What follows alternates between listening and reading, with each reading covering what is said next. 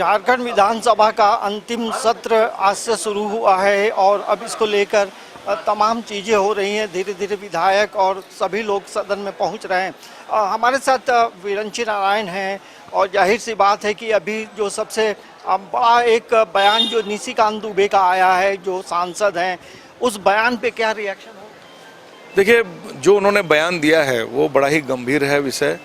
जिन क्षेत्रों का उन्होंने उल्लेख किया, चाहे वो बंगाल का क्षेत्र हो या बिहार का या झारखंड का, वो जल रहा है, वो ज्वालामुखी के मुंह पे खड़ा है। बांग्लादेशी घुसपैठियों ने समानांतर अपनी व्यवस्था बना ली है।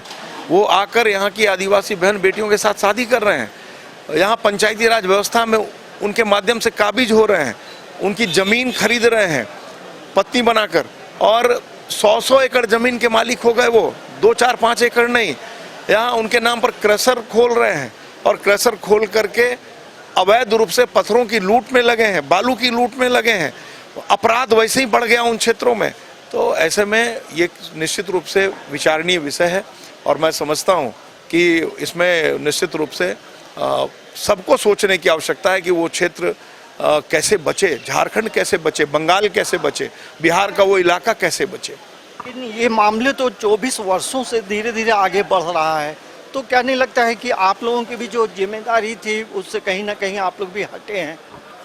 क्या बंगाल में हमारी सरकार है, झारखंड में हमारी सरकार है? हाँ, कहीं कोई कमी रही, जहाँ भी कमी रही, मैं तो कहता हूँ कि उन कमियों को देखने की जरूरत नहीं, आवश्यकता उन कमियों को ठीक कैसे करें।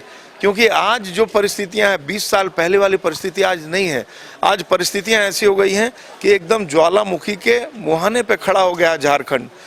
आप साहबगंज जिला देख लीजिए, पाकुड़ जिला देख लीजिए। पाकुड़ में तो हिंदू अल्पसंख्यक हो गया है कहीं कहीं, साहबगंज में हिंदू अल्पसंख्यक हो गया है कहीं कहीं, गोड्डा में कई ऐसे पंचायत है जहाँ हिंदू अल्पसंख्यक हो गया कहीं कहीं, जामताड़ा के कुछ पंचायत है जहाँ हिंदू अल्पसंख्यक हो गया कहीं कहीं। तो ये सारी बातें हैं, ये सोचने की आवश्यकता है, विचार करने की आवश्यकता है। तो ये विरंची नारायण ने कहा है कि बड़ा गंभीर मामला है, क्योंकि जिस तरह से संथाल परगना का डेमोग्राफी बदल रहा है, वहाँ जो मुस्लिमों की जो आबादी है वो बढ़ रही है और आदिवासियों की संख्या कम हो रही है, तो एक चिंता का विषय है।